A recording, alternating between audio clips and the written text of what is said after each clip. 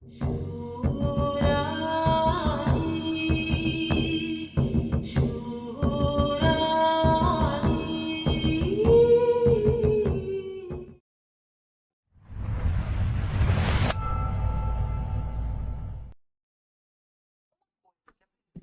Boa noite, pessoal. É. Hoje, tem alguém falando aí? Hoje vamos falar sobre três manifestações poderosas da mente humana: a inveja, o ciúme e a maldade. E vamos aprofundar suas origens. No final da live, não perda porque vamos a dar 5 orientações para nos defender do lado destrutivos que estas forças provocam em nós. Eu sou Jorge Agar. E eu sou Raquel Godoy. Sejam bem-vindos ao canal do Mestre Jorge Agar. Muito bem, então, primeiro, vamos a aprofundar um pouco esses conceitos dentro de nossa cultura atual e depois os vamos comparar com outras culturas anteriores até chegar ao Egito. Isso para entender, digamos, melhor como isso nasce dentro de nossa própria civilização. Então, vamos falar da inveja. Muito bem. Tem essas coisinhas aí. Viu? Hoje estamos assim, uma movimentação diferente. Isso aí. Para nós, digamos, a inveja hoje é um sentimento de mal-estar ou raiva, geralmente perante o que o outro tem, possui ou conquistou. Tá? Isso é importante que se entenda. Claro que este sentimento existe em diversos graus, tá? Quer dizer, então, que existe uma inveja normal e uma patológica, podemos assim dizer? Acho que a inveja, chamemos de normal ou até sadia, seria a que nos motiva a nos superarmos, tá? Esta inveja, então, estaria acima do sentimento de competição, tá? Que são Sim. coisas diferenciadas. Então, digamos que se invejo a cultura de uma pessoa, ou sua capacidade de resolver problemas, não acho que seja um problema. Também não é um fator de competição, é uma inveja sadia, porque pode motivar a que eu me supere. De esto podemos ir al otro extremo, digamos, a inveja patológica, que leva a pessoa a destruir objetos, ou deseja destruir também o que poderia produzir prazer e alegria aos outros, tá? E são motivos, basicamente, todo o que é motivo de sua própria cobiça. Então, digamos que sim, existe uma inveja patológica e outra não patológica. Agora, quando procuramos a etimologia da palavra inveja, vemos que surge em latim a palavra invedere, ou seja, não ver. Mas o que o invejoso não vê? Aí que está. Eu acho que na realidade ele não acredita que ele pode ser mais. Ele não percebe que ele pode ter ou fazer o mesmo que os outros. Em realidade, ele não vê a si mesmo. Diria mais, tá? Acredito que a inveja vai além do desejo de possuir o que o outro tem, tá? Diria que a inveja, o invejoso, queria ter a alegria ou a felicidade que ele acha que os outros vivenciam ao possuir esses objetos ou qualidades, tá? Mas então, o que tu acha que é o mais invejado atualmente nessa sociedade? Eu diria que o que é mais invejado, sem dúvida, dentro do meu conceito, é a própria felicidade. Então, tu acha que o invejoso não vê, não acredita e não percebe a capacidade dele de encontrar a sua própria felicidade? Eu acho que essa é a interpretação correta, digamos, dentro do contexto etimológico da palavra. Então, agora vamos a falar sobre o ciúme um pouquinho. Opa, muito bem. Digamos que o ciúme é um sentimento de insegurança que vem do medo de perder algo. que pode ser tanto um objeto, pessoa ou qualidade, algo que a pessoa acha que é importante em outras pessoas e em si mesmo. Isso gera um medo que leva a desenvolver um celo sobre o objeto amado. E sobre o ciúme podemos dizer que também encontramos em toda a sociedade em formas também, chamemos normais e patológicas. E eu acho que normal seria o que está associado ao celo que temos sobre objetos pessoais, tá? E sobre pessoas, enquanto permitem o desenvolvimento e a evolução da individualidade dos envolvidos e seu relacionamento. Então, o patológico, digamos, é aquele que extrapola os limites e que entra no delírio de ciúme, onde a pessoa acha que vai ser traída ou trocada por outros, tá? E desenvolve práticas, digamos, de domínio e controle sobre seu objeto amado. Tá? Esse sentimento, então, que pode ser extremamente exacerbado, pode chegar à destruição do ser amado. Então, tu acha que aquela frase, quem não sente ciúmes, não ama, tu acha que está correta para ti? Acho que essa frase de Santo Agostinho, e que é muito criticada ultimamente. Eu vi vários psicólogos e psicólogas falando mal da frase. Mas, em realidade, sem ir aos extremos, em certa medida, todos nós selamos o que amamos. Em espanhol, zelo quer dizer ciúmes, Não, em selo é proteger, é proteger. cuidar. É decir, não é um... Sim, então é o mesmo significado que em português. Não sei. Selo aqui é um... Sim, Ah, é bom. zelar por alguém, é cuidar de alguém. Cuidar de alguém, É, tá? Sim, cuidar de alguém. Pode ser, digamos, eu posso ter selo de um carro, Sim. tá? Posso selar meus livros. Por experiência pessoal, sei que não se podem emprestar, tá? Todo mundo sabe disso, que Sim. livro não se empresta, se tu quiser ele de volta, né, obviamente. Pode selar um cachorrinho, tá? Tu pode ter ciúme de Sim. cachorrinho, de uma roupa, de uma joia, assim, faz parte. Quando você ama algo, você não protege, tá? E quando alguém diz que não sente ciúme, tá? É porque algo aconteceu para ele, tá? E, em alguma medida, ele bloqueou esse sentimento por alguma causa. E isso não deve se manifestar, não se manifesta conscientemente, mas com certeza inconscientemente vai ter manifestação. Agora, nós vamos um pouco para a Grécia e em seus mitos. Vamos a ver algo associado à origem de estos sentimientos, estos dois sentimientos. Porque en Grecia encontramos tonos, tá? Que aí está, é difícil de pronunciar, tonos. E esse personagem, digamos assim, é o deus do ciúme e a inveja, tá? Não, poderoso ele. É poderoso. Então podemos observar como, digamos, vamos retrocediendo no tempo e vamos a procurar e encontrar na mitologia estes dois conceitos que começam a se integrar em um só. E isso é bem interessante. Não vou aprofundar o mito de Tonos, porque não cabe a live de hoje, mas vamos observar que ele é um daimon, tá?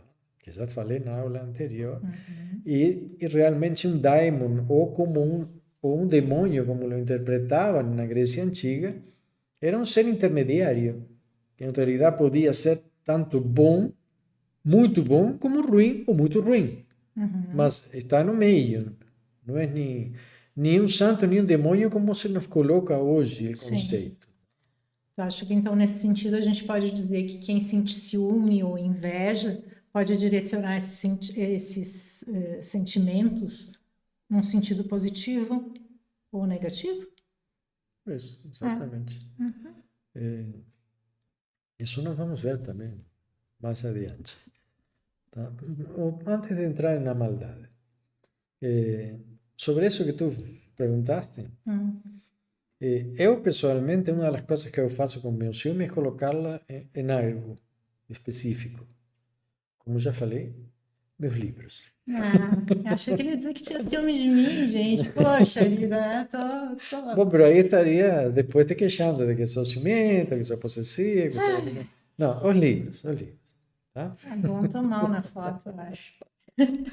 Os livros para que o ciúme não se transforme em algo ruim. Uhum. Tá? Uno coloca essa ideia de que não toque meus livros, não, eu cuido dos meus livros, eu não empresto os livros. Tá? Quando tu empresta socorro, não socorre, né? Socorro, A brigadão! experiência de emprestar ou deixar esquecido um livro em um lugar é muito trágica. Uhum. Tá? Para mim. Parece que perdeu um filho. Isso mesmo. É parte de tua alma, não? É uma extensão de teu ser, é uma coisa muito séria. Acho que eu escolhi o livro, acho que outras pessoas podem escolher outras coisas. E acho importante focar o ciúme em algo determinante e mantê-lo nessa linha. Tá? Então vamos falar um pouquinho sobre a maldade agora.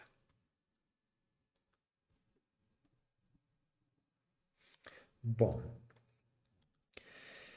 sobre a maldade. Vivemos dentro de, digamos, de vários valores e discussões antigas sobre ela, tá? Nós temos o Tomás Hobbes, que ele nos diz que o homem é um ser ruim por natureza, tá? Aí aparece depois Jacques Rousseau e nos fala que o homem é bom por natureza, tá? E depois se corrompe, tá?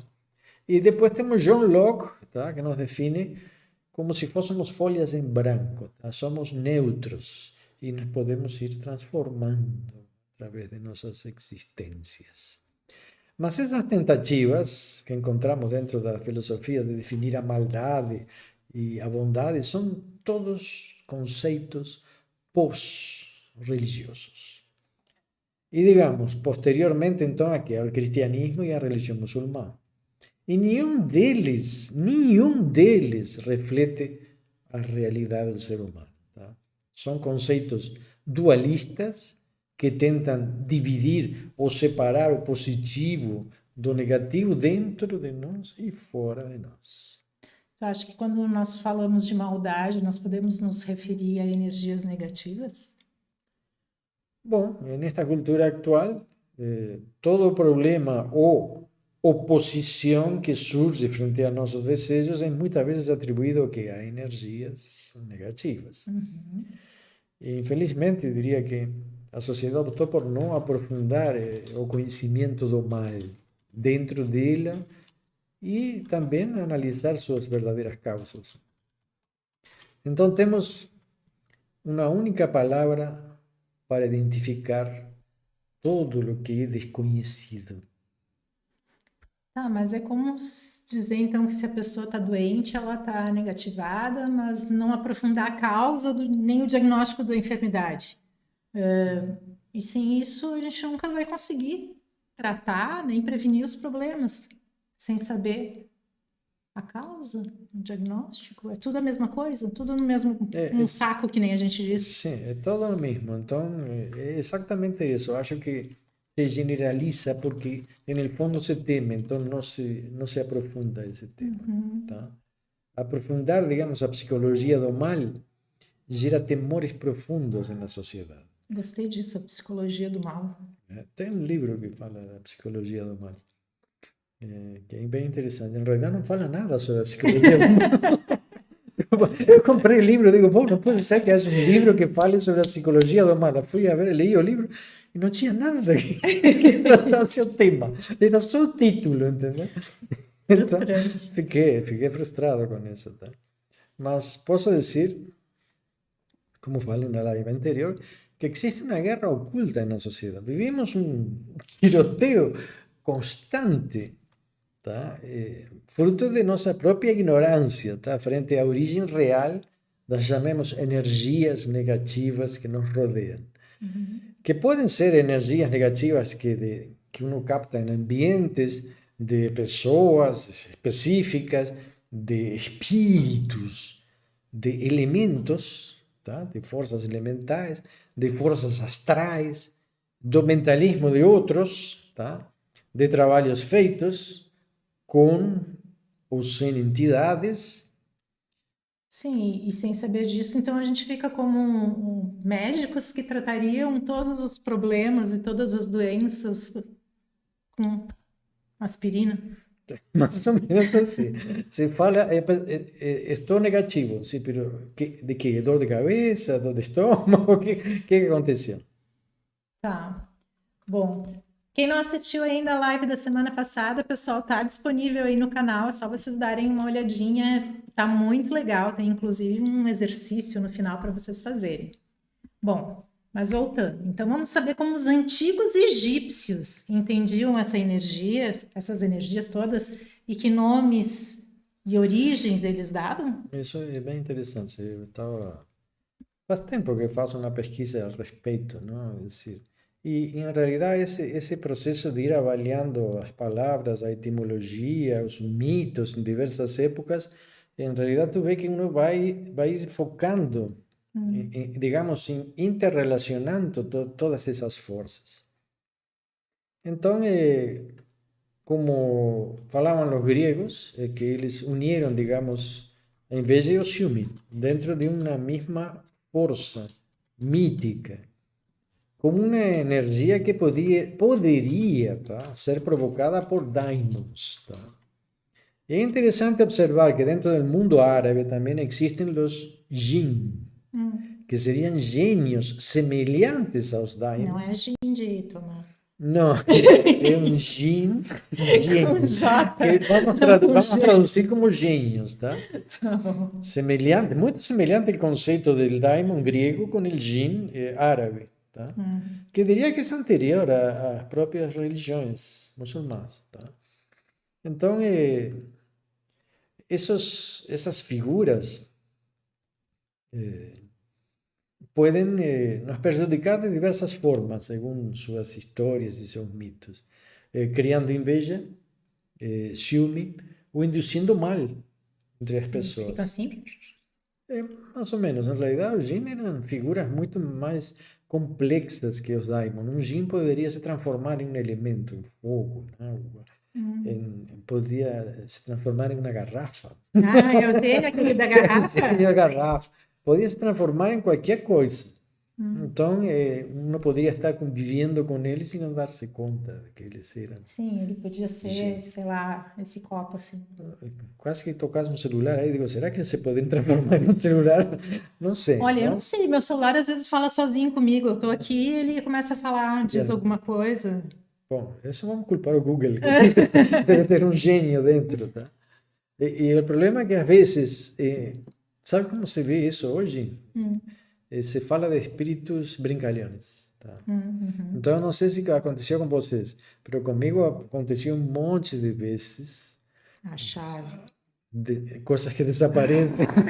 A gente nunca acha a chave. A chave, bom, não, um monte de coisas que desaparecem e voltam a aparecer, tá? Mas eu vi isso em um processo muito mais evoluído, inclusive em quadros, em paredes, de repente desaparecem e outro dia tu Nossa. vai e está aí. Sim, são coisas muito estranhas, mas chegam a pensar, não, será que tem um gin? Um gin escondido? Ou que tu bebeu um gin. Pá, também pode beber um gin e desaparecer algo, ou pode ter algum problema de falta de memória também e perder É, algo. também, né? Mas eu acredito que esses espíritos brincalhões existem. De diversas formas, diria que isso eu experimentei. Tá, Então, mas vamos lá, vamos voltar então. para não fugir do porque- tempo, para não fugir do tempo, vamos então primeiro olhar como os antigos egípcios chamavam estas forças que habitam na mente humana. E a inveja, Tu quer aquelas... Os hieróglifos? Não, né? não, Tá, vamos vamos falar sobre lá. as palavras. A inveja era chamada Nekebet. Em realidade pode ser Nekebet, Nekebetet. E poderia ser traduzido como, observe bem, maldade e inveja. A mesma palavra A para as mesma, duas. sim, a mesma conotação que encontramos em Grécia, com outro nome, dentro de um mito. Tá? O ciúme, por exemplo, era chamado tehert. Tá?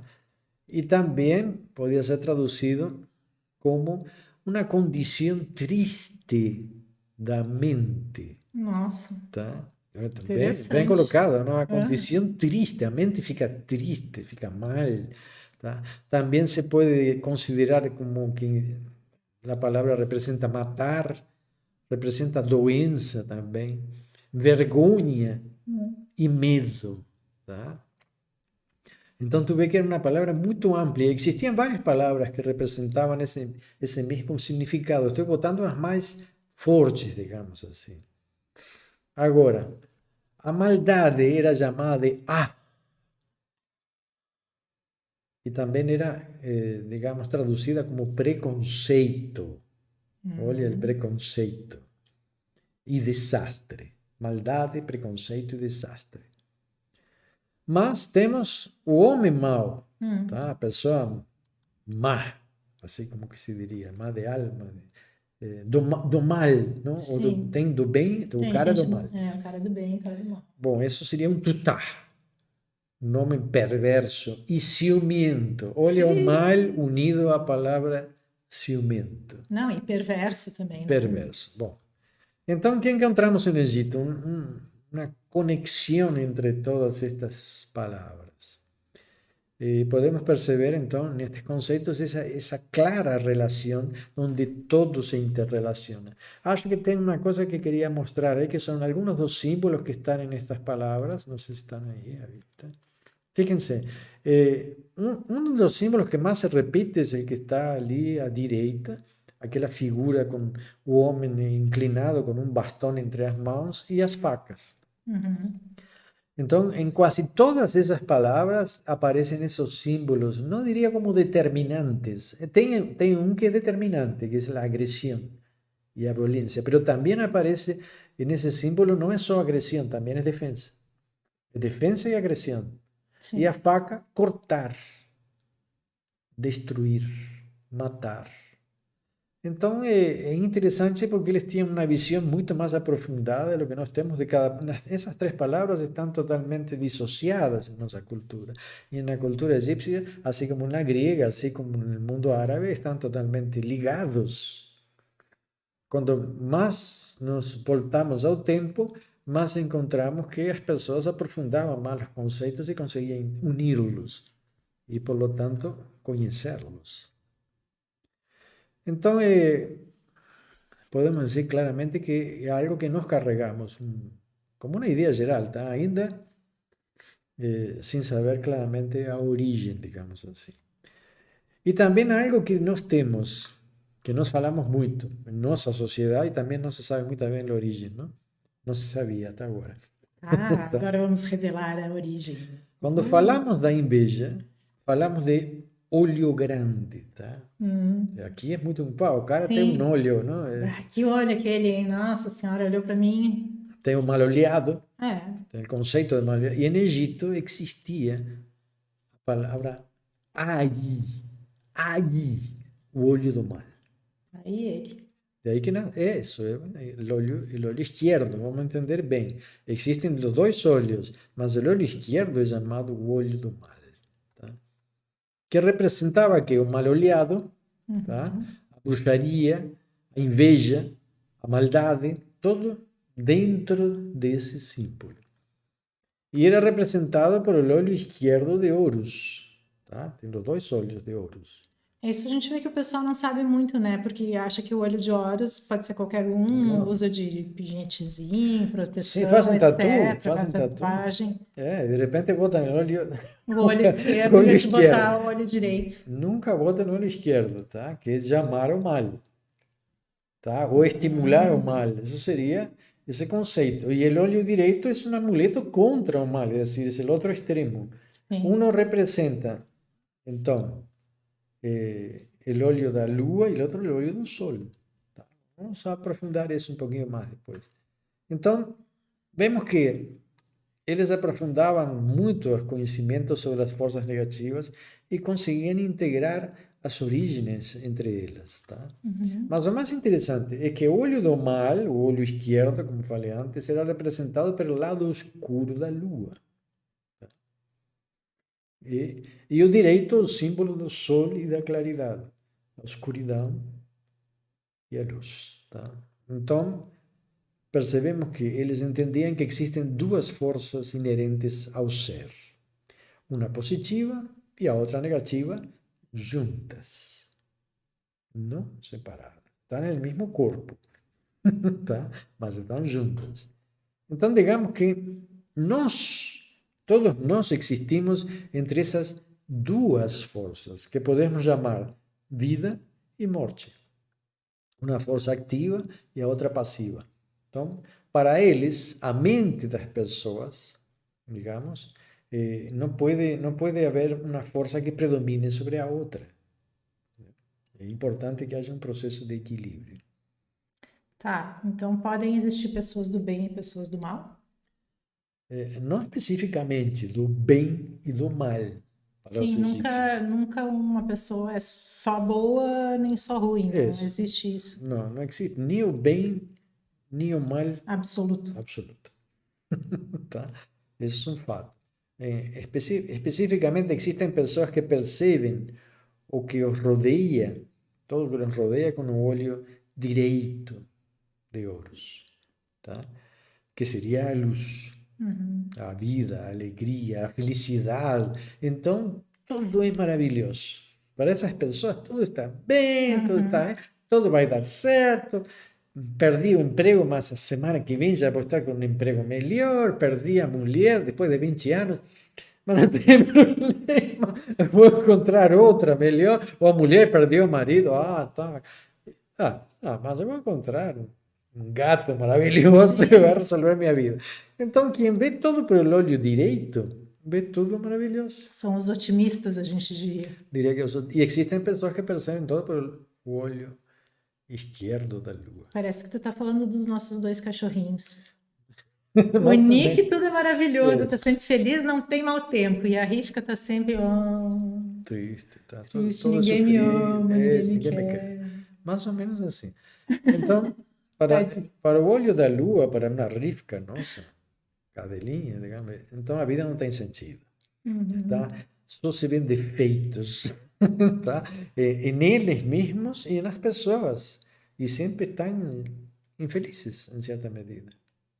Sim, aquelas pessoas assim, quem é que vai me amar, né? Olha só o jeito que eu sou. E tem outras que tu vê umas pessoas até não tão bonitas fisicamente, ou que estão sempre cheio de gente atrás, né? Sempre cheio de namorado e tudo mais, tá sempre na boa, né? Aí que tá. Então, tu acha que a gente pode estar falando de depressão e euforia, neurose, psicose? Acho que sim, acho que nós trocamos os nomes, mas é a mesma ideia, desenvolvida há mais de 5.000 anos antes de Freud. Tá? Viu? Não foi tão Então, original, então. não, eu diria que os egípcios desenvolveram um conhecimento sobre a psicologia da alma tão importante como as outras grandes descobertas que eles fizeram. Então, parte dos problemas que vivemos associados à inveja, ao ciúme e à maldade podem estar intimamente ligados ao desequilíbrio dessas energias. E sobre isso é que os sacerdotes e iniciados tratavam esses problemas. Tu acha que essas energias podem se equilibrar por meio de formas naturais, sem ter que usar remédios, medicações? Acho que hoje precisamos ainda de muito tempo para chegar ao equilíbrio, sem medicações, tá? Porque isso não depende só de substâncias químicas. Existem fatores educacionais, fatores alimentares, ainda que Sim. as pessoas não entendam, fatores místicos que precisam ser desenvolvidos para a sociedade sair dessa polaridade que está passando, digamos, e reencontrar o que poderíamos definir como um equilíbrio entre o bem e o mal de uma forma natural. Tá, antes da gente continuar, posso dar um oi pro pessoal? Claro, sim. Olha só, a gente está aí com a Socorro, o Paulo Aguiar, a Ieda, o Luiz Henrique, o Edgar, a Dailza, a Bea, a Cláudia, a Rani, que chegou agora correndo, mas chegou. Beijão. Que bom vocês estarem aqui com a gente, pessoal. E as outras pessoas também que não se identificaram E aí? já que estamos aí, botem um likezinho. Assim, tá? Ah, eu deixei uma enquetezinha aí para ver se o Ah, pessoal tá. estava inscrito no canal ou não. É que até agora 100% estão inscritos. Muito Já é, bem. pessoal, obrigada. Bom, fatores genéticos também, Bea. Vamos lá, então, voltando um pouquinho. Então, fala um pouquinho desses fatores, digamos, educacionais, brevemente, assim, para não sair do tema. En realidad, los factores educacionales estaban asociados directamente con el tema de hoy, ¿tá? Porque para los antiguos egipcios, a inveja, o ciúme y a maldad estaban íntimamente ligados à formação da criança nos primeiros 3 anos de vida. Tá? E vou dar um exemplo simples. Tá? Uma criança, digamos, de 3 anos, ela não entende ainda o que seria o direito de propriedade. Olha, Puxa, coitadinha, com 3 anos, tem que imagina, saber o que é o direito de direito de propriedade. É propriedade. difícil, né? Então, se essa criança gosta de um boneco que tu tens, Sim, tá? um Tá? Um brinquedinho. brinquedinho que tu tens, ele gosta, tá? Então pode ser dele. Porque se Sim, ele vai lá e gosta, pega, né? ele vai. Isso, é uma extensão de seu gosto, de seu prazer, de seu desejo. É normal ele ir e pegar. Claro. Mas o que acontece hoje quando os pais ou outras pessoas durante a formação não sabem lidar com isso? Digamos por quê? Porque ainda não é percebido que é uma criança. Então, acham que está tirando ou roubando. Acham que a criança está roubando algo. Que em realidade ela está simplesmente olhando e gostando. Tá? Sim. Porque ele não sabe o que é Claro, direito de propriedade. mas as pessoas, olha, pegou isso da outra criança, olha o que está fazendo. Eita, Toca isso aí, guri. isso não é teu. Isso não te pertence. Guri, falou a gaúcha aqui. É, claro. Então, e essa ideia de que a criança está roubando, isso é impressionante, porque as pessoas ficam, entendeu? O próprio pai, oh, está roubando. Não está roubando nada, ele não tem consciência de que isso seria um roubo ou uma apropriação indevida, digamos assim. Bebe. Aí que vemos a palmada na mão, tá? Uhum. E isso não é teu. Burrão, tira da criança, dá para o que é isso? Devolve, então tu leva e devolve. Ah, não quero. Não quer devolver, mas tem que devolver. Então, aí começa aqui a repressão desses desejos. Ela começa a reprimir o que quer possuir, tá? Mas é proibido. Então, empieza a desejar o proibido. E isso se transforma depois em quê? Em inveja, ciúme e maldade. O trio da aula de hoje. Sim, e maldade profunda quando, igual que inveja profunda quando, e ciúme profundo quando pensa em destruir o outro, o objeto, ou a pessoa dono do objeto. Me alcança teu celular, que a Socorro mandou um olho de Horus aqui, que é que a gente veja. Deixa eu só falar aqui o Edgar, ele diz que fechamento versus projeção na psicopatologia humana, euforia, hipomania e mania versus depressão, distimia. Deixa eu ver. Aqui. Sim, bom, manias, depressão, distimia. Acho que está bem. Socorro, esse é o esquerdo. Opa! Será que você vê na câmera? Ai. Aí, deixa aí. De repente, se tu lo gira, capaz que do outro lado fica Porque direito. tu olha o cantinho do olho, ó. É, o cantinho do olho tu vê. Se tá assim. Botar Pero se tu aqui vê é do outro esquerdo. lado, se tu lo inviertes, se tira. O problema é que às vezes tem pessoas que compram um olho e lo inviertem quando lo colocam.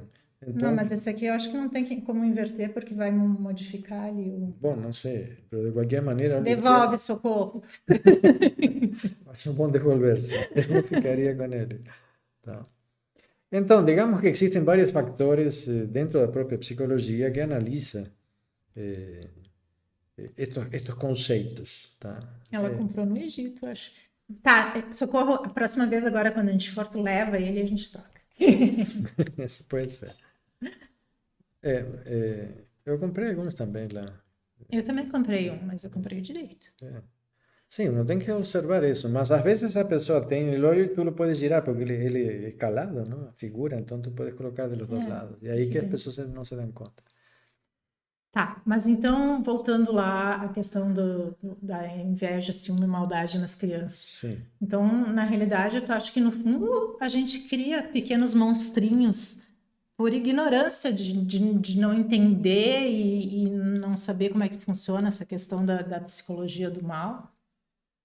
É, em realidade, sim. Ai, que triste. Muito mais do que isso temos que entender. Estamos criando pessoas corruptas, mentirosas, maledicentes. Existe essa palavra, maledicentes. Sim. Tá?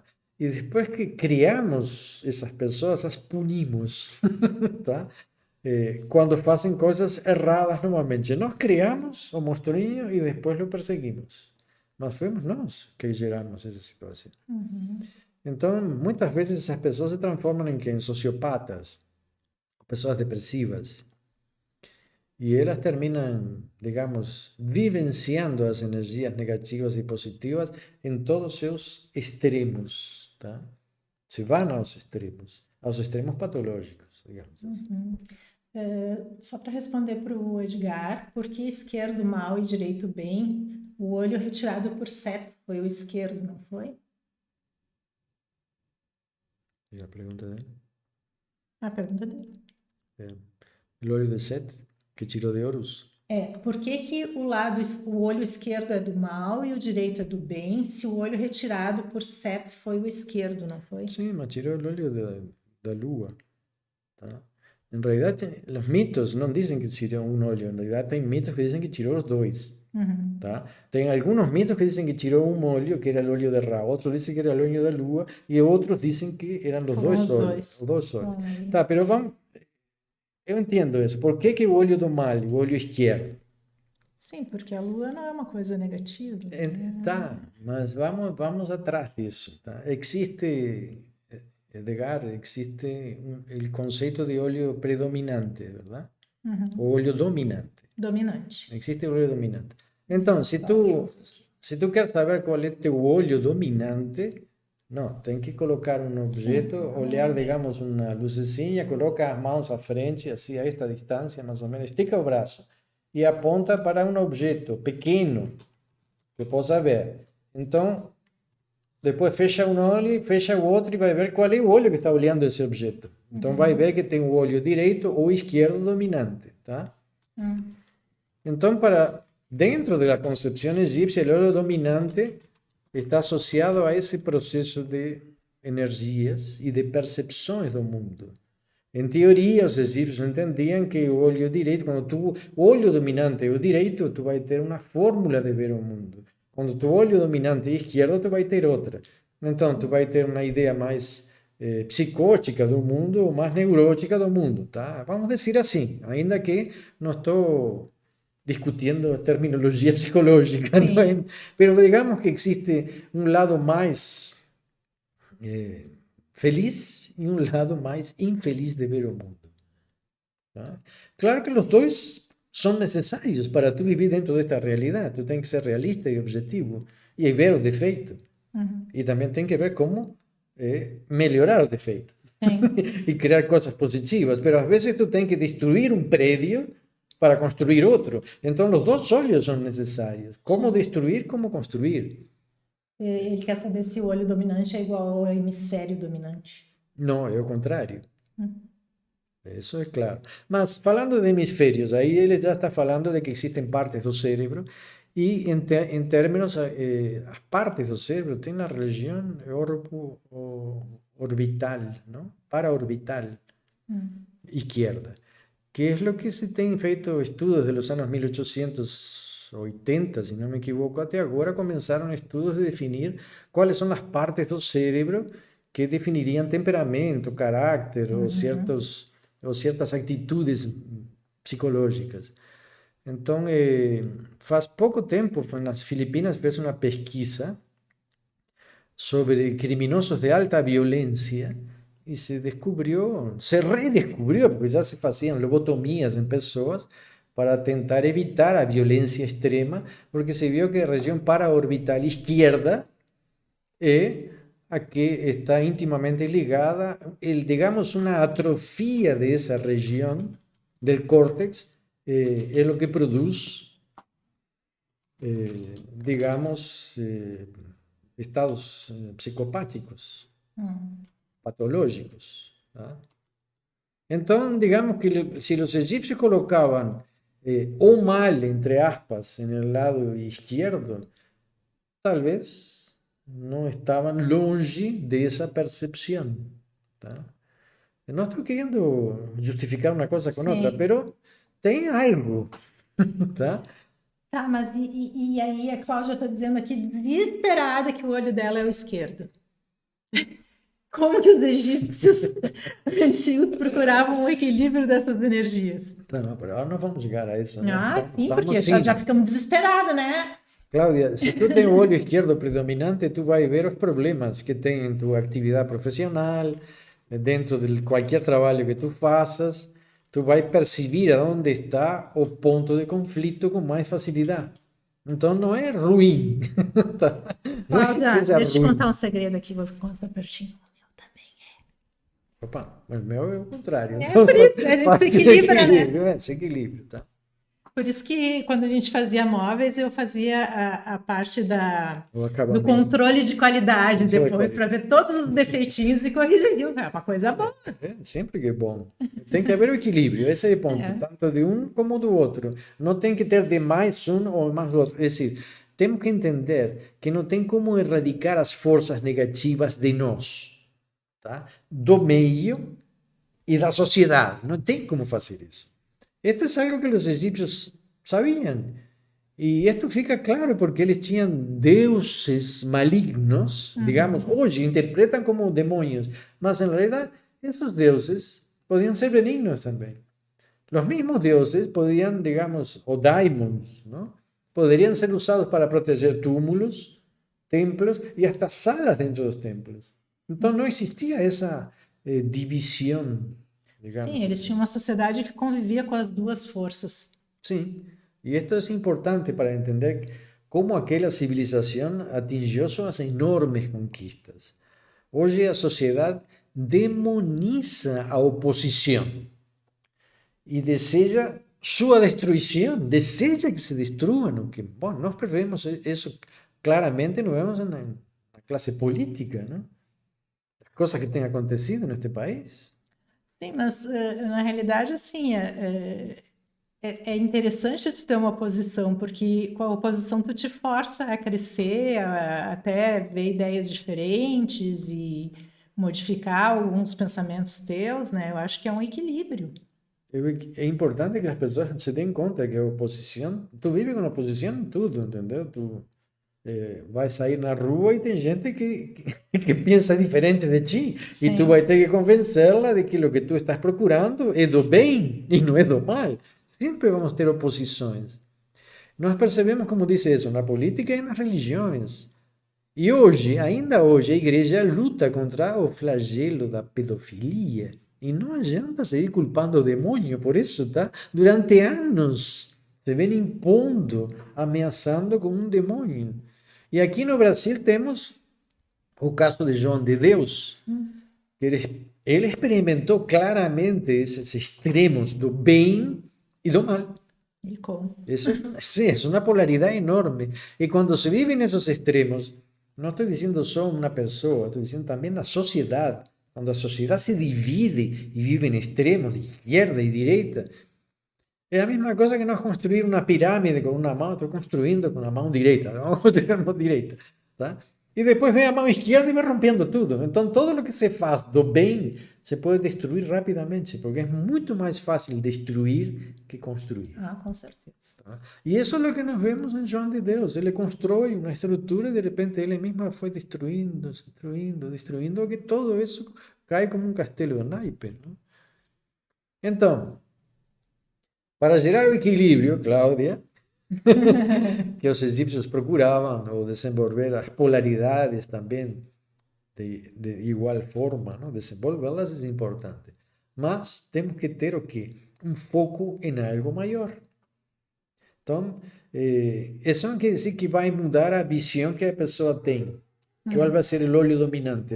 Existem predominâncias, então uno tem que fazer um esforço para chegar ao equilíbrio, tá?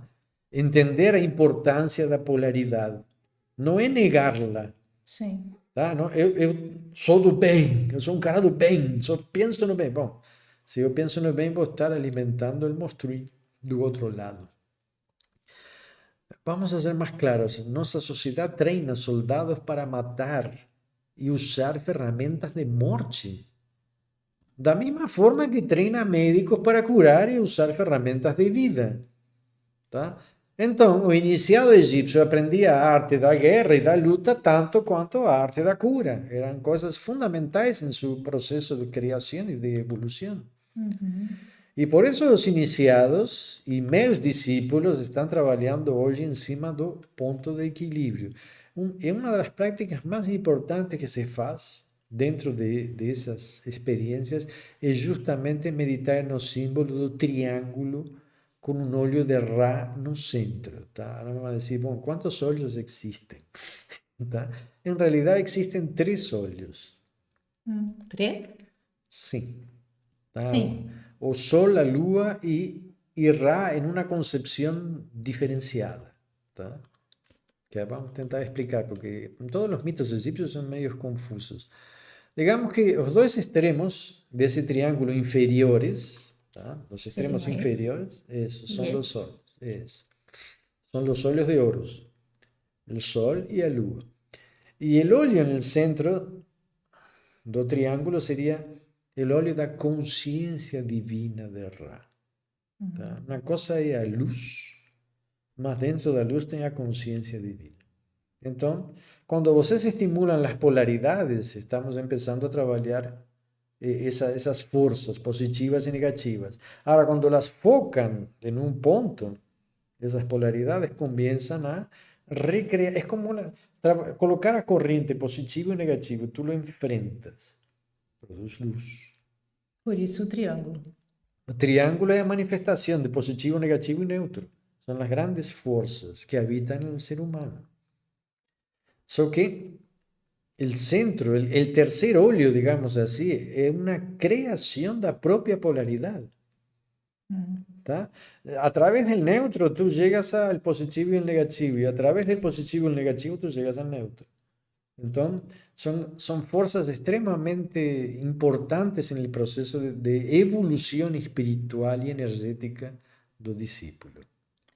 A Dailza está perguntando se além da polaridade também tem a dualidade.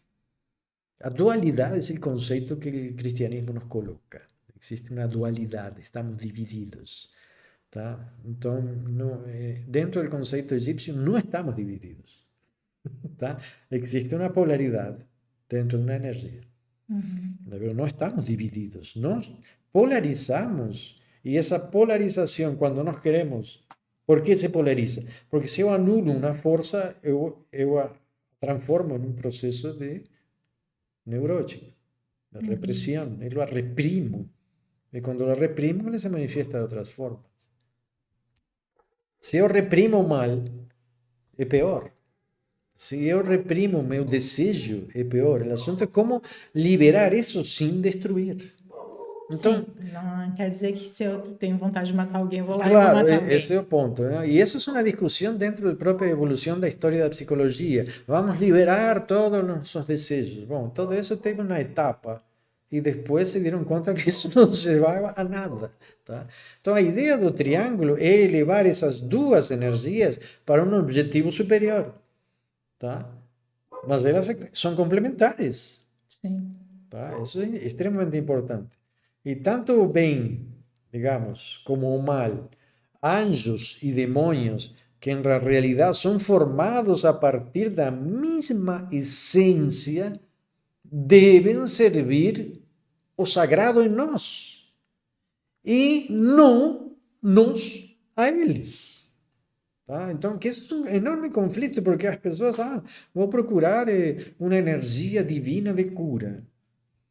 Mas quando ele está fazendo isso, em termos reais, ele está acreditando que existe um bem absoluto. E de repente, muitas vezes, não, tem uma falange do bem. Em realidade, não é uma falange do bem, tá? Assim como é o bem, também tem incluso o mal. E quando mais tu aprofundas isso, mais também, assim como a árvore cresce, as raízes se aprofundam no inferno. Vamos para cima, pero também vamos para baixo. Quando a árvore cresce, tem mais raízes. Então, essa ideia de dicotomia, de dividir o bem e o mal, é o que está afetando a sociedade e está afetando a psique humana. É como um conceito esquizofrênico dentro do ser. E isso gera neuroses e gera enormes conflitos. Então, ainda somos primitivos dentro da mentalidade dos antigos egípcios. Então, lembrem disto: enquanto vocês achem que existem homens santos, vamos estar alimentando demônios. Tá, então já fica bem mais claro que muitos dos problemas que nós vivemos e sofremos, como ciúmes, inveja, maldade, podem ser superados ou pelo menos melhorados de diversas formas. E enquanto a gente não sabe como lidar com essas oposições, extremos, energias, o que a gente pode fazer? Temos muitas coisas que podemos fazer para amortecer, digamos, o efeito dessas energias negativas que nos afetam diariamente. Tá? Então, como falei anteriormente, são múltiplas forças que nos atingem. Na semana passada, deixei claro que a melhor defesa é ampliar e otimizar nosso campo eletromagnético. Tá? E ensinei um exercício para isso. Isso. Hoje vamos criar defensas para várias formas de agressão que estamos geralmente recebendo, tá? Ou pelo menos a grande maioria delas. Tu pode dar um exemplo dessas agressões? Vou com uma historinha. Ah, opa, historinha. Sempre tem que ter uma A historinha. gente gosta de historinha. Quando eu tinha 23 anos, há um bom tempo, estava estudando como perceber a aura humana, tá? Então fazia práticas, meditações. Um dia desses, fui para um restaurante com um grupo de outros discípulos, né? E deixei do lado da mesa uns óculos que eu usava, que eram uns Ray-Ban. Naquela época estava muito na moda esses óculos de aviador, não? Sim. Mas tá, deixei aqui do lado assim. Depois digo, vamos deixar, não botar de óculos escuros dentro do restaurante. Deixei aqui assim. Tá, estava falando, atendo um papo, e de repente eu olhei assim, os óculos parecia que tinham uma bolha iluminando. Parecia que estavam liberando uma luz. Que estranho, uma luz laranja, uma cor laranja, laranja. Tá? Bom, tá, olhei, não entendi. Achei, será um efeito? Não sei, será que tomei a cervejinha e produz um efeito de laranja? Tá, não dei muita bola nesse momento, mas essa noite meus óculos caíram de minha mão e se estraçalharam. Tá? Bom, também não entendi isso nesse momento. Fiquei pensando, pô, que burrice que eu fiz, não soltei isto, caiu. Em realidade, para mim é como se tivessem saltado da mão e caído e se arrebentaram, tá? E fiquei triste. Mas, um pouquinho mais adiante, eu fui para uma festa de um casamento. Estava tudo bem. Mas em certa hora, depois de tomar comecei a olhar e percebi a mesma cor laranja, tá? Em joias de muitas mulheres que estavam usando, vestidos, apareciam umas manchas de cor laranja, tá? Alguns rostos de mulheres também, tá? Relógios de homens, tá? Bom, em geral eu via manchas de laranja por vários lados e vários objetos. Foi no oftalmo no dia seguinte. Não, fiquei digo, não, esto não é normal, tá? Não era um efeito visual, Sim. não estava alcoolizado, tinha tomado meia cervejinha, eu não tomo muito bebida alcoólica. E aí realmente me di conta que tinha algo a mais. E foi quando fui a falar com meu mestre, Rabbi Mendel Ben Shmuel, conhecido como o nome de Roland, que agora é falecido. Tá? E essa energia, digamos assim, que se desprende ou que se transfere é a energia da inveja. tá? Então, quando se inveja algo em um certo grau, pode ser em grau maior, mais forte ou mais fraco, sempre afeta, tá? En el caso do que chegou a meu sogro, foi totalmente destrutiva, entendeu? Mas outras invejas é só, tá? Uma joia, o cabelo, as mulheres gostam de Ah, já me elogiaram um colar, elogiar o arrebentou cabelo. todo o colar, Bom, uma deve ter miséria. acontecido com muita gente, tá? Aham.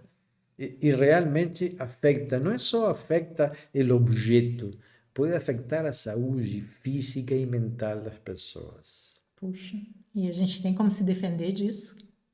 Bom, aí que tá. Eu venho dizendo que existe uma guerra oculta entre a sociedade que as pessoas não veem. E como não veem, não existe. E acham que está tudo normal e tudo perfeito, quando não é real isso. Lembremos então que para os egípcios a inveja, o ciúme e a maldade estão unidos. E quando a pessoa que libera esse desejo está muito polarizada, essa energia que libera pode destruir de diversas formas. Uhum. Então, o mal se gera, tá? Digamos que se na Alemanha nazista se começou a falar mal dos judeus, porque eram os donos dos bancos, das grandes indústrias, e eles eram invejados porque tinham poder econômico. É decir, um Uhum. povo que não tinha nem terra, não tinha pátria, mas eles tinham poder e foram invejados. Quanto demorou para que essa inveja se manifestasse em campos de concentração e na morte de milhares de pessoas, da forma mais atroz que se possa imaginar? Inimaginável o que se fez. Então, uma inveja que nasce porque ele é poderoso e eles são os que mandam em nós, e porque nós temos açúcar e eles tomam café com açúcar. Isso é o que se dizia naquela. Eles tomam café e têm açúcar e nós não. E isso se transformou em uma inveja que levou um pouco a uma polarização. De igual forma está acontecendo hoje no mundo, entre a esquerda e a direita. Estamos indo em uma direção que pode ser muito trágica para a humanidade. Então, o que é que vamos dizer? Para que a cor laranja não entre no corpo, os iniciados, que usam? Em toda a história da iniciação, que vem toda por essa linha egípcia, a cábala hebraica e até o próprio cristianismo, usam roupas pretas. Ou todo uma toga, tá? Fíjense, fíjense el cristianismo. No anda de toga branca. El sacerdote anda de toga preta. Sim, as freiras. Sí. ¿Por qué? ¿Y cuánto vive un sacerdote? Van a ver el promedio de vida de un sacerdote, 80, 90, 100 anos, entendeu? Mas, tem muito mais a respeito, né? Nas mulheres em Egito também, quando saíam de casa, se tapavam. Não era só o sol, Uhum. usavam roupas pretas. Porque a inveja ataca. E o que usavam? El cabelo solto? Não, usavam perucas pretas. Chita mal. Não, mas podiam ter muitas perucas. Né? Tá, digamos que isso é um fato. A inveja pode atingir-nos, mais ou menos dependendo da educação que essa pessoa teve e da polarização que a vida ou a educação levou ela a ter. Tá? Então, entendam isso, até os exorcistas fazem isso, usam preto para se proteger. Então, tem toda a sua explicação, mas isso depois podemos ver outro dia. Vamos entender um pouquinho, digamos. Eu sei que isso fica no branco, não quero deixar todo mundo no branco, quero deixar no preto. O preto para a cábala é uma nada. Nada. É um nada. É um nada. É o Aleph. É uma energia de nada, que é uma energia que existe depois da aura, tá? Perdão, depois do campo eletromagnético, tá? Vamos ser um pouco mais claro. Entre o campo eletromagnético e a aura do ser existe um nada, um Aleph, um preto, que também é defensa.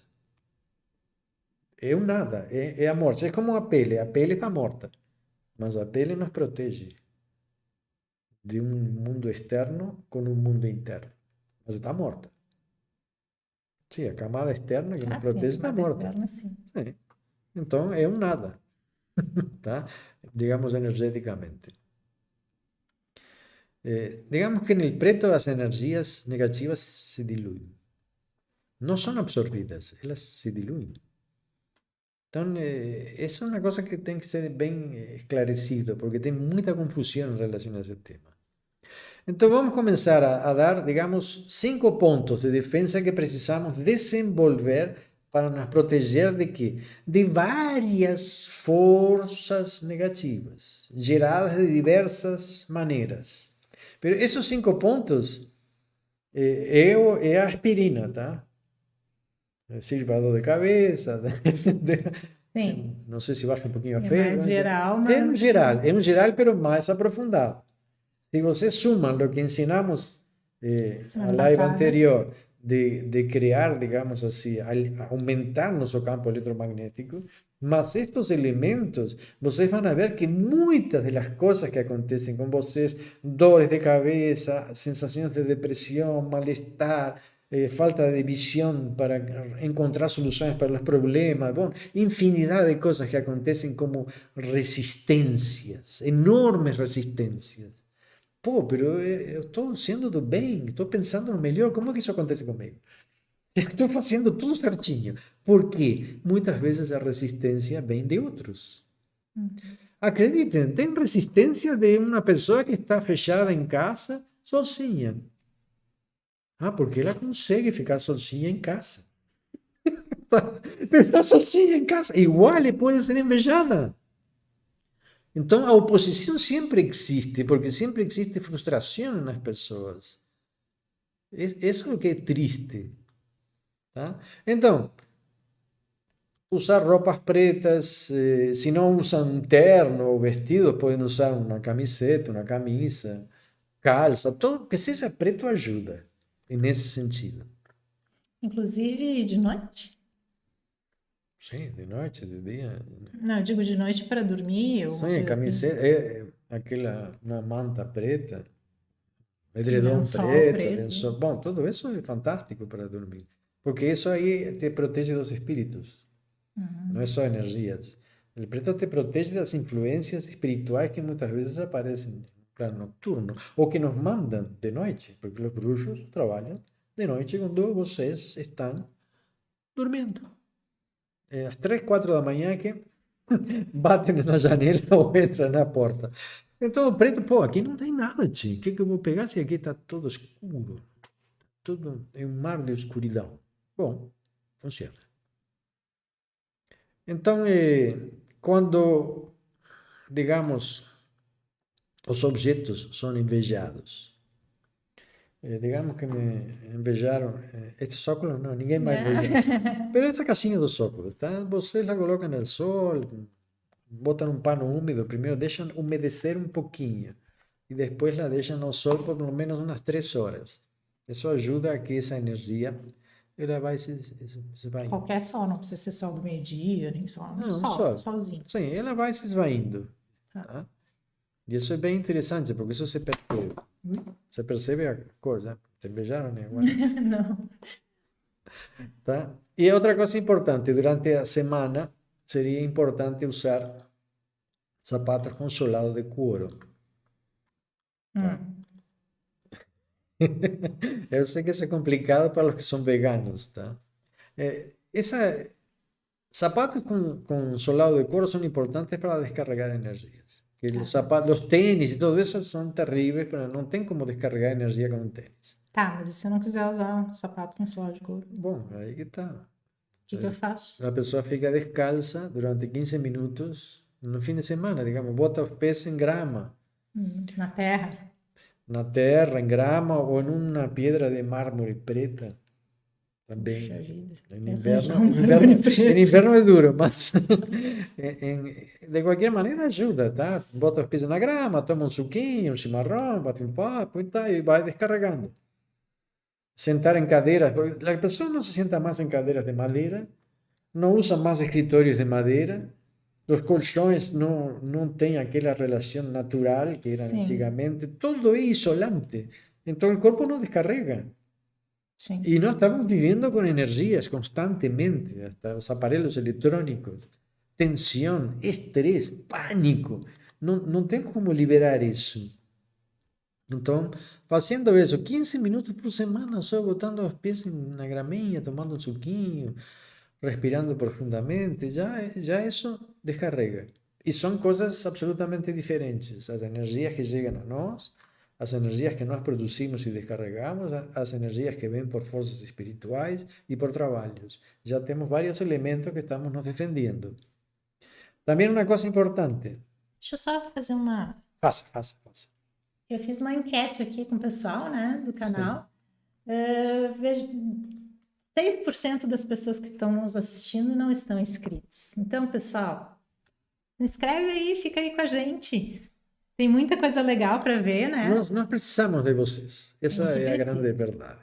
Tá bom? Porque isso é importante, nos estimula muito, né? A seguir fazendo as lives, as aulas e compartilhando esses conhecimentos com vocês, né? E então, vai lá, se inscreve aí no canal e aproveita e deixa um like.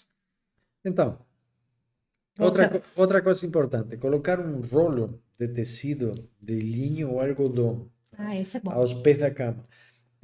¿Tú viste eso que se usa embaixo das portas a veces para que no entre vento o cosas assim? Esos rolinhos sirven, então só que tem que botar terra dentro. Sim, não areia como normalmente. No, tira areia, bota terrinha e deixa nos pés da cama. Es decir, não precisa estar grudado no pé, pode estar fora da cama, pero a uns 20 ou 30 Sim, não precisa estar em centímetros. cima do colchão, pode Não. estar quando termina a cama ali. Isso aí, pode deixar ali. Mas no chão ou tem que ficar no mesmo nível do colchão? Não, o ideal é que fique ao nível dos pés. Dos pés. A altura dos pés. Tá. Isso seria importante. E no fim de semana pegam esse rolinho e lo colocam ao sol também, tá? Para descarregar. É decir, o corpo de noite, ele descarrega o negativo também através dos pés. Então, quando nós nos isolamos através de colchões que são isolantes, o corpo não cumpre essa função de descarregar-se naturalmente. Que esse é outro problema. Então, estou falando de coisas que compensam a evolução tecnológica dos sapatos, das cadeiras, dos plásticos, das borrachas, todas as coisas que não deixam que o corpo libere suas energias negativas acumuladas. Deixa eu só responder aqui uma pergunta da Lu, se a live fica gravada Sim. no canal. Sempre, Lu, as lives sempre ficam disponíveis no canal. Podem assistir quantas vezes quiserem, depois para anotar isso, né, fica mais fácil também. Fica tranquila que fica disponível no canal. E depois de umas 48 horas, mais ou menos, aí a gente já tem as legendas também para o pessoal que fala outras línguas aí poderem nos acompanhar também. Isso. Então, outra coisa importante, já sabemos tomar bastante água, porque a água vai limpando, não? Fazer exercício respiratório, quem faz yoga já tem essa qualidade, toma água, faz exercícios respiratórios. O ideal seria hiperventilação. Tá? Pegar e, digamos, 2, 3 minutos e hiperventilar. A hiperventilação é extremamente importante. Fazer marchas, tudo isso ajuda muito a que haja esse aumento de energia e liberação de negativos. Tá? Quem não está acostumado a fazer hiperventilação, gente, procurem das primeiras vezes fazer deitado ou sentado para não ter nenhum risco de ficar tonto, alguma coisa assim. Se fica tonto, cair, foi né? bem feito. Tudo bem, mas a gente não quer que ninguém caia aí no chão. Né? Isso. Quando hiperventilamos... Porque dá uma tonturinha. Dá uma assim, tonturinha. Tá? Mas é só isso. Chega a esse estado de hiperventilação, já deu. Tá? Após esses exercícios, então, deve sentar, se relaxar. E é interessante isto que vou dizer agora. Isto é muito interessante. Segurar na mão esquerda um objeto de cobre com água. Tá? Que pode ser um cinzeiro, uma coisa que vocês podem encontrar. Cobre com água. Tá? E na mão direita, um objeto de bronze que tenha terra dentro.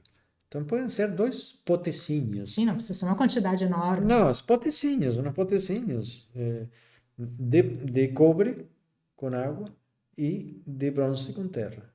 Tá?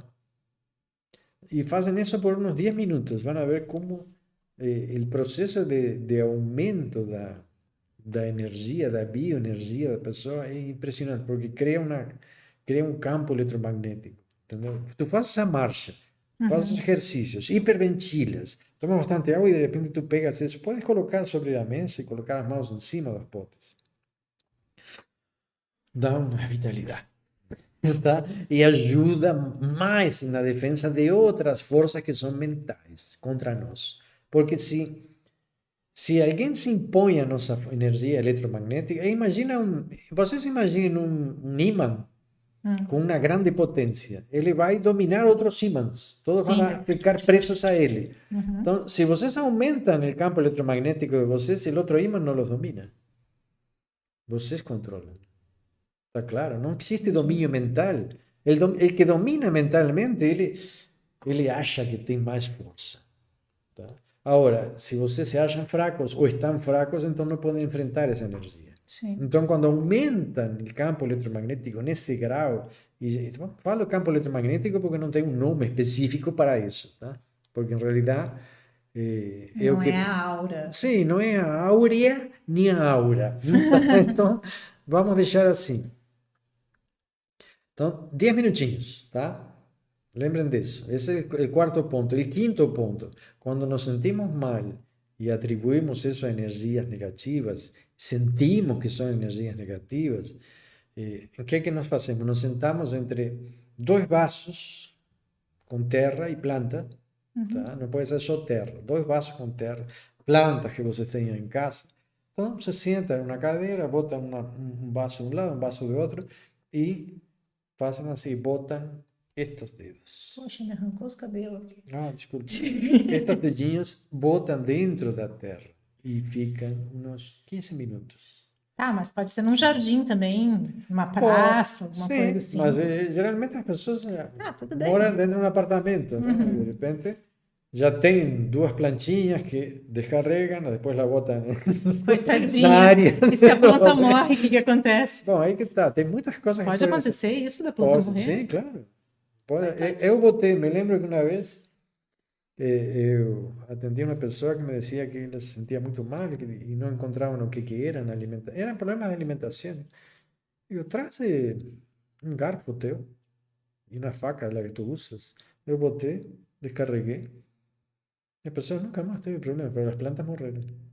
Puxa. Então, são coisas estranhas, parecem coisas malucas, e isso parece que não tem lógica, mas não existe uma lógica nesse mundo. Existem certas regras que nós estamos tentando seguir, pero tem coisas muito malucas, tá? Digamos, absolutamente irracionais, que poderia ir explicando na medida que vocês vão entendendo mais o que é o fenômeno das forças negativas. Senão fica todo no ar, e isso não é o que eu queria passar a vocês. Então, volto a dizer que é importante fazer a prática que ensinamos na aula anterior. Bom, e aqueles que querem saber mais sobre esse tema, podem entrar nos nossos grupos de estudos e no treinamento místico egípcio. E para isso, é só preencher o formulário que está na descrição do vídeo que a gente entra em contato com vocês. Deixa eu ver aqui, eu estou colocando também aqui nas mensagens ali o link para o formulário, é só vocês clicarem ali em cima, que vai cair direto lá no formulário e aí a gente entra em contato com vocês para conversar, de repente agendar uma entrevista e ver aí para vocês participarem dos nossos estudos mais aprofundadamente. Isso aí, que esta quarta vamos ter o grupo. Essa quarta tem aula do grupo. E aí vamos falar de outras coisas. Do módulo 1 e do módulo 2. Vamos falar do voodoo. Voodoo? Vamos falar do voodoo. Ui. Tá. Bom, então, pessoal, muito obrigada pela presença de vocês. Ah, não sei, vocês têm mais alguma pergunta? Ah, peraí que tinha uns comentários aqui que eu não li. O Edgar disse que Deus, Janus e Caos, a força primordial que deu forma ao universo, onde era chamado de caos. Janus e caos representam, portanto, o princípio de tudo indispensável para a busca da harmonia universal. Sim, tema também Eros e Thanatos Também são figuras importantes que até Freud los pegou, não? Como energias primárias, não? E a Cláudia disse que já viu uma bolha perto da casa dela. Foi muito rápido, mas a cor era mais para dourado. Bom, então não é inveja. Não era ruim. Não era ruim. Tá. E a Bea diz que mulheres judias usam várias perucas. Sim, exatamente. Bom, las que siguen la tradición, ¿no? Pero eso tiene otra origen, Bia. ¿Tú ¿Eh? sabes? Sí. No.